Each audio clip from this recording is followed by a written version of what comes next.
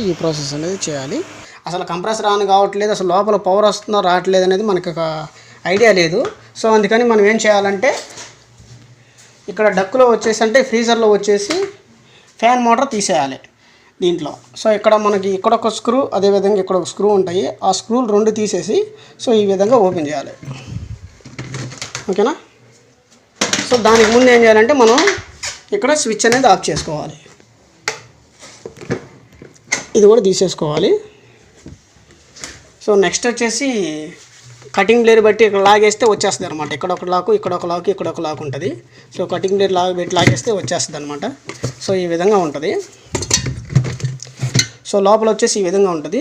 ఈ fan motor అనేది ఒక్కసారి కానీ మనం ఇక్కడ ప్రెస్ చేసి